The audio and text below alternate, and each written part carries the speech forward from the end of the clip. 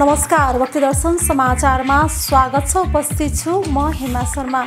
आज मिति 2080 साल श्रावण महिनाको 3 गते बुधबार पिङ्गल नाम संवत्सर सूर्य दक्षिणायन वर्षा ऋतु अधिक श्रावण शुक्ल पक्षको द्वितीय तिथि 2:27 उपरान्त तृतीय तिथि।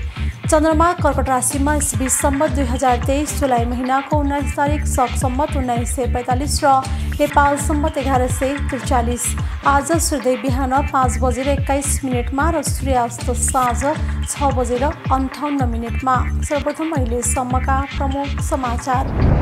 सौर मास अनुसार श्रावण महिना सुरु भएसँगै पशुपतिनाथ मन्दिर लगायत देशभरका शिवालयमा भक्तजनको भिड। पशुपति क्षेत्रमा सुरक्षा, स्वयंसेवक परिचालन, दर्शन व्यवस्थापन, स्वास्थ्य शिविर, खानेपानी लगायत उचित व्यवस्था। श्रावणको सोमबार 7500 भन्दा माथिको विशेष पूजा तथा वासुकीनाथको मन्दिरमा 3100 भन्दा माथिको विशेष पूजाको व्यवस्था। बैतडी सहित सुदूरपश्चिम प्रदेशमा श्रावण महिना बत्ती बाल्ने महिनाका रूपमा बत्ती बालेर मनाइँदै श्रावणी सङ्क्रान्तिदेखि सुदूरपश्चिमका जिल्लामा साउनलाई विशेष धार्मिक महिनाका रूपमा लिई मन्दिरमा पाठ पूजा गर्ने चलन। भगवान नारायण शयन गरेका बेला बत्ती बालेपछि सबैको रक्षा हुनुका साथै कुनै पनि बैरी नलाग्ने जनविश्वास। नेपाल सनातन धर्म संस्कृति सङ्गठनद्वारा आयोजित सनातन हिन्दू राष्ट्रको लागि पदयात्रा।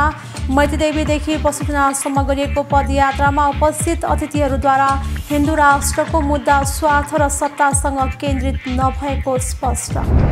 यस वर्ष नेवार सम्प्रदायको गुला पर्व अधिक मासका कारण श्रावण 32 गतेबाट सुरु भएर भाद्र 30 गतेका दिन समाप्ति हुने। प्रत्येक वर्षको श्रावण शुक्ल प्रतिपदाबाट सुरु भएर भाद्र कृष्ण औँसीमा समाप्त हुने गुला पर्वमा बौद्ध स्तूपा, चैत्य गुम्बा परिक्रमा गर्दै बुद्ध भगवानको ध्यान गर्ने परम्परा। यस पर्वमा दिनहुँ बिहान स्नान गरी बाजा गाजा सहित स्तोत्र पाठ गर्दै स्वयम्भू महाचैत्य, प्रतापपुर, अनन्तपुर र तीर्थस्थल परिक्रमा गर्ने प्रचलन। भक्तपुरको श्रीविनायक नगरपालिका 8 सिपाडोल स्थित प्रसिद्ध केदारनाथको शिरडोलेश्वर महादेव मन्दिरमा श्रावण 1 गतेबाट श्रावणी मेला सुरु। यस वर्ष करिब 2 लाखले मेला अवलोकन गर्ने अपेक्षा। विगतका वर्ष श्रावणी मेलाबाट करिब 50 लाख बचत हुने गरेकोमा यस वर्ष भारतीय पर्यटक बढेकाले 1,25,00,000सम्म बचत हुने समितिको अपेक्षा। डोलेश्वर मन्दिर धार्मिकसँगै पर्यटकीय गन्तव्यका रूपमा समेत विकसित हुँदै नगरपालिकाद्वारा यहाँका शिवालयलाई समेटेर शिव सर्किटको निर्माण सुरु।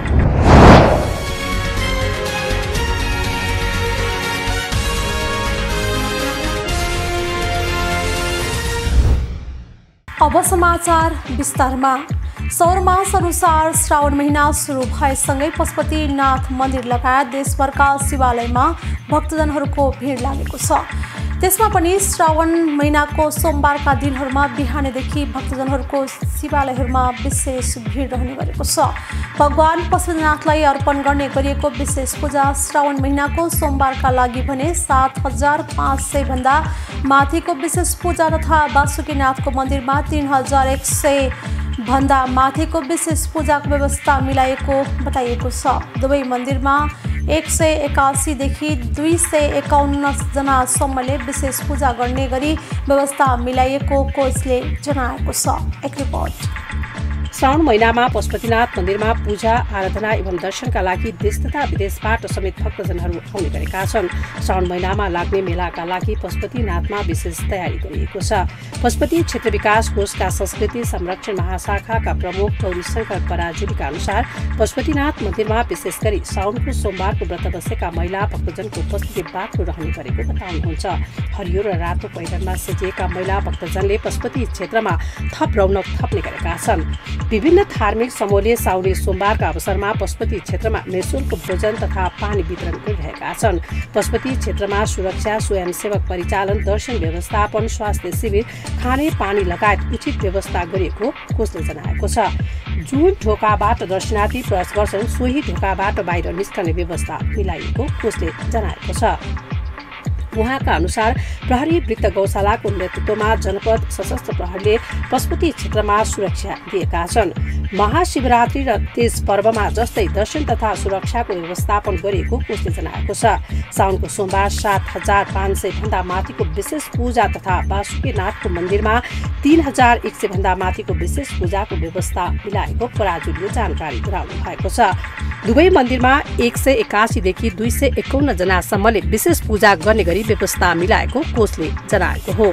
साउने सोमबारका अवसरमा स्काउट र स्थानीय क्लबले समेत स्वयं सेवामा खटिरहेका छन्। साउनको सोमबार पशुपतिनाथ मन्दिर लगायत देशभरका शिवालयमा भक्तजनको भिड लाग्ने गर्दछ।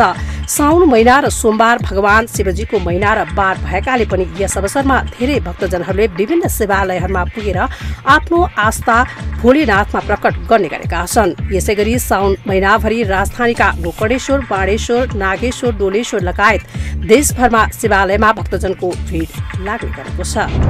बैतडी सहित सुदूरपश्चिम प्रदेशमा श्रावणलाई बत्ती बाल्ने महिनाका रूपमा मनाउने गरिएको छ। धार्मिक महिनाका रूपमा चिनिने यस महिनालाई बत्ती बाल्ने महिना अर्थात् स्थानीय भाषामा कालो महिनाका रूपमा मानिन्छ। कालो महिना मानिने भएकाले श्रावण 1 गतेदेखि बत्ती बालेर उज्यालो पार्ने पर्वका रूपमा मनाउने गरिएको छ। भगवान नारायण शयन गरेका बेला बत्ती बालेपछि सबैको रक्षा हुनुका साथै कुनै पनि बैरी नलाग्ने जनविश्वास रहिआएको छ। एक रिपोर्ट।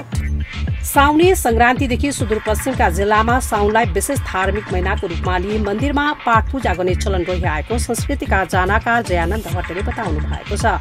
साउनको महिना देवी देवता वैकुण्ठमा शयन गर्ने अर्थात् सुत्ने भएकाले यस महिनालाई कालो महिना भन्ने गरेको उहाँको भनाइ छ।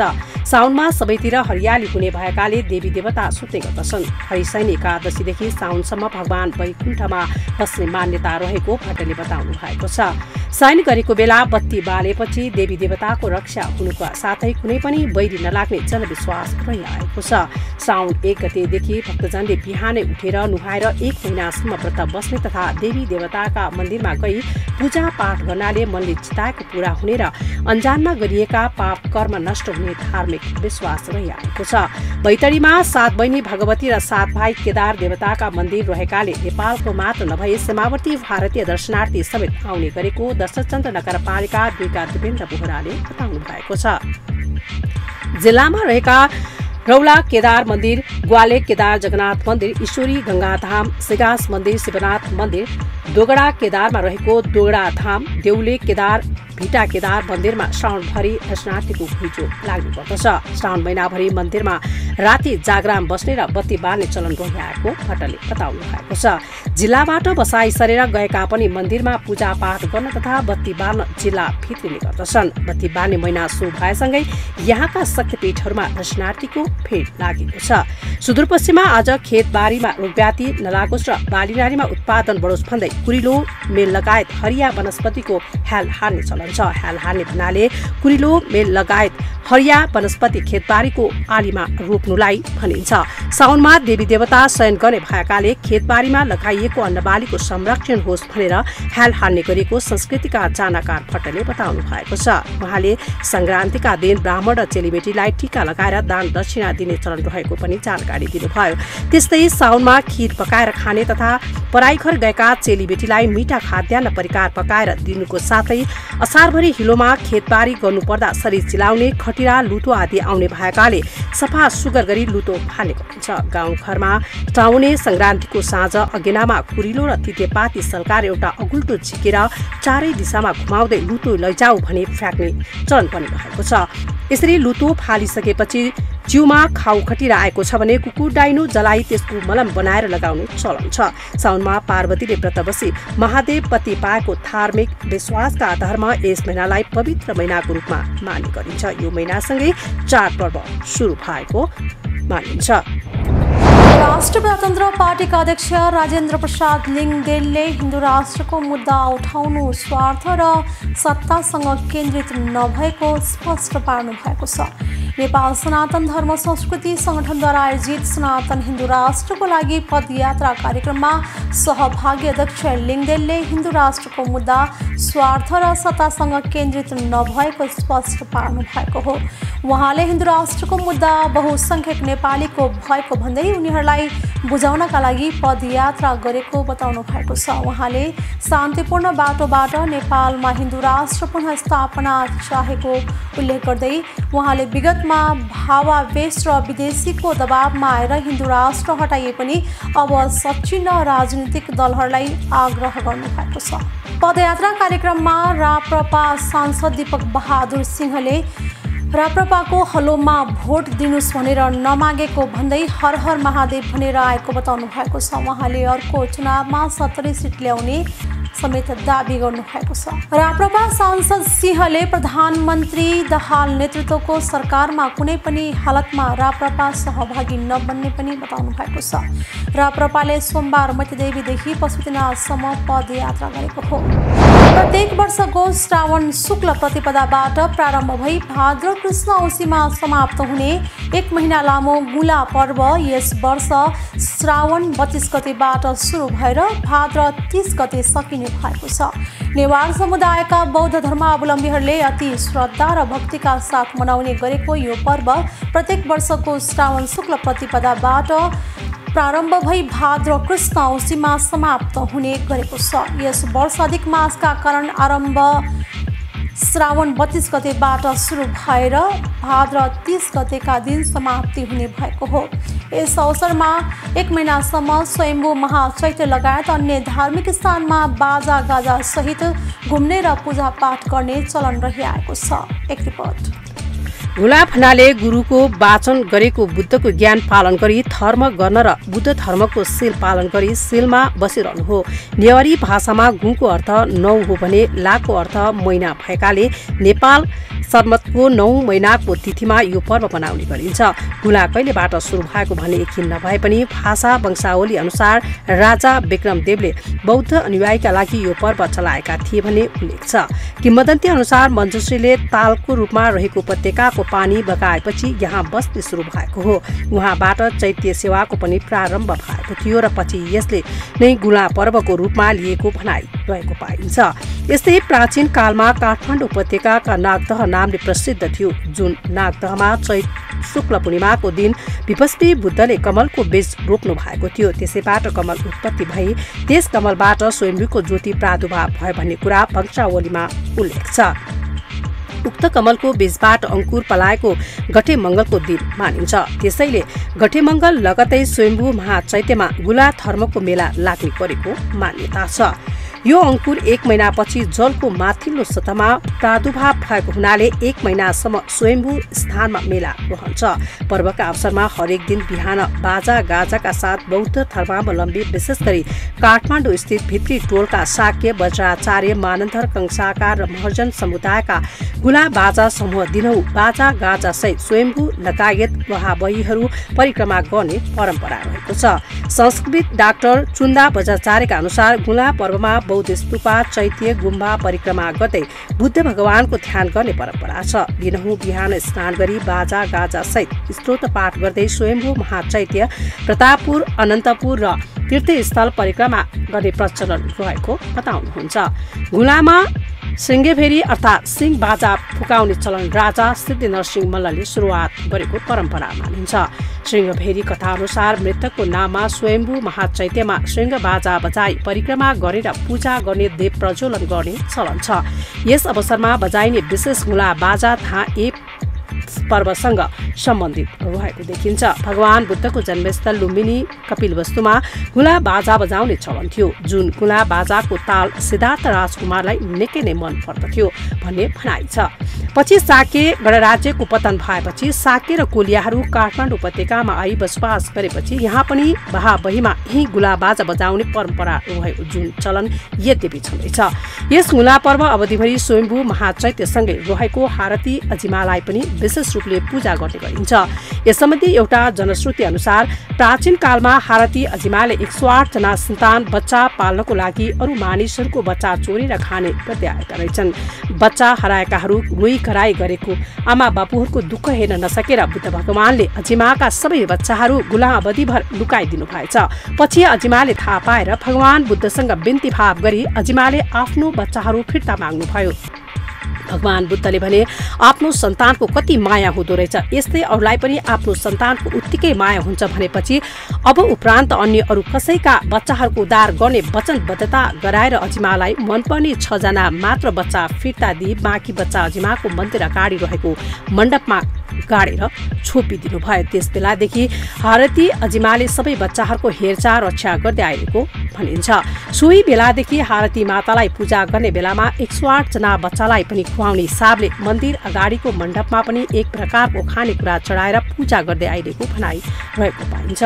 गुला अवधिमा विशेष दिनमा विशेष ठाउँमा घुम्ने गर्दछन्। नागपञ्चमीका दिन भक्तपुरको चाङ्गुनारायण, जनै पूर्णिमा पाटनको बगलामुखी, साथै कृष्ण जन्माष्टमीमा काठमाडौँको स्वयम्भू विजयश्वरी शोभा भगवती, मरु गणेश जनबहाल स्थित सेतो मच्छेन्द्रनाथ परिक्रमा गरेको चलन छ।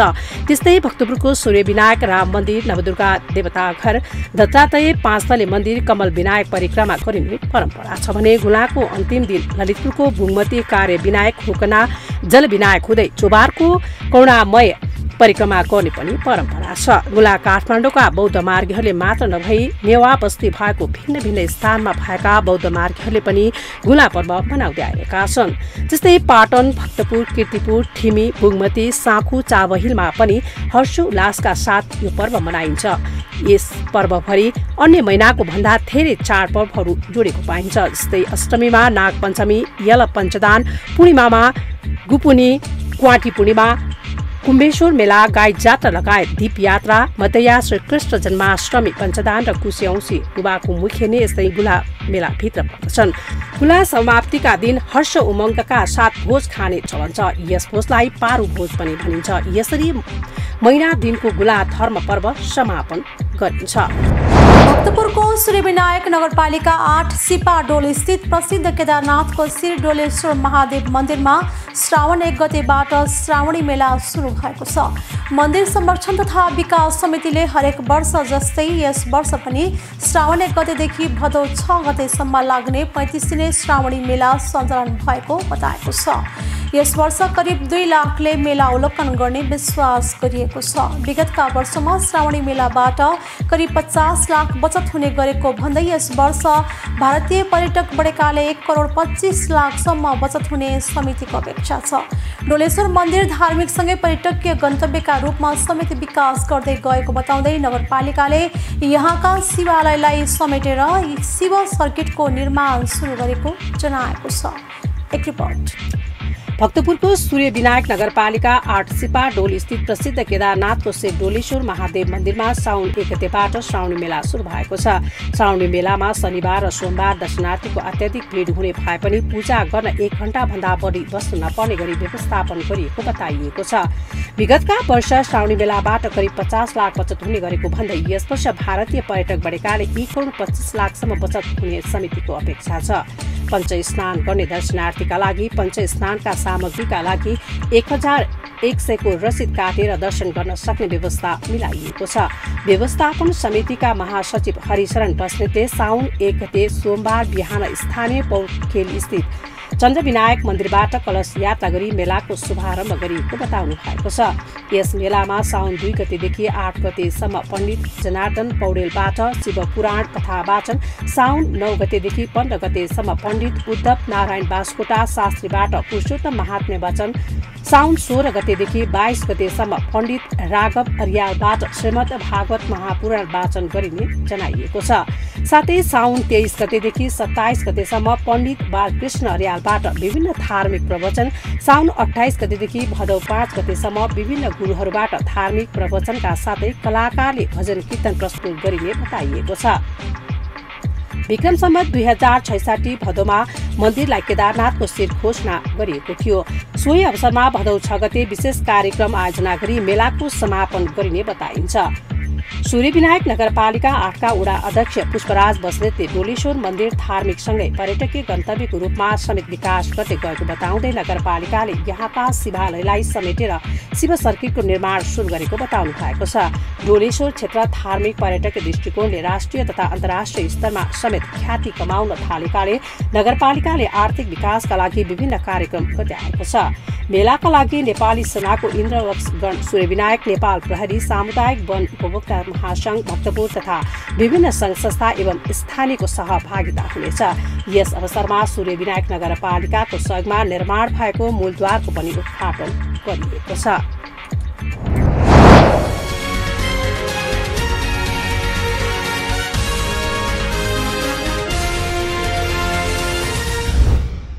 अहिले हामी भक्तदर्शन समाचारको अन्त्यमा आइसकेका छौँ। जाँदै प्रमुख समाचार पुनः एकपटक। सौर मास अनुसार श्रावण महिना सुरु भएसँगै पशुपतिनाथ मन्दिर लगायत देशभरका शिवालयमा भक्तजनको भिड। पशुपति क्षेत्रमा सुरक्षा, स्वयंसेवक परिचालन, दर्शन व्यवस्थापन, स्वास्थ्य शिविर, खानेपानी लगायत उचित व्यवस्था। श्रावणको सोमबार 7500 भन्दा माथिको विशेष पूजा तथा वासुकीनाथको मन्दिरमा 3100 भन्दा माथिको विशेष पूजाको व्यवस्था। बैतडी सहित सुदूरपश्चिम प्रदेशमा श्रावण महिना बत्ती बाल्ने महिनाका रूपमा बत्ती बालेर मनाइँदै श्रावणी सङ्क्रान्तिदेखि सुदूरपश्चिमका जिल्लामा साउनलाई विशेष धार्मिक महिनाका रूपमा लिई मन्दिरमा पाठ पूजा गर्ने चलन। भगवान नारायण शयन गरेका बेला बत्ती बालेपछि सबैको रक्षा हुनुका साथै कुनै पनि बैरी नलाग्ने जनविश्वास। नेपाल सनातन धर्म संस्कृति सङ्गठनद्वारा आयोजित सनातन हिन्दू राष्ट्रको लागि पदयात्रा। मैतीदेवीदेखि पशुपतिनाथसम्म गरिएको पदयात्रामा उपस्थित अतिथिहरूद्वारा हिन्दू राष्ट्रको मुद्दा स्वार्थ र सत्तासँग केन्द्रित नभएको स्पष्ट। यस वर्ष नेवार सम्प्रदायको गुला पर्व अधिक मासका कारण श्रावण 32 गतेबाट सुरु भएर भाद्र 30 गतेका दिन समाप्ति हुने।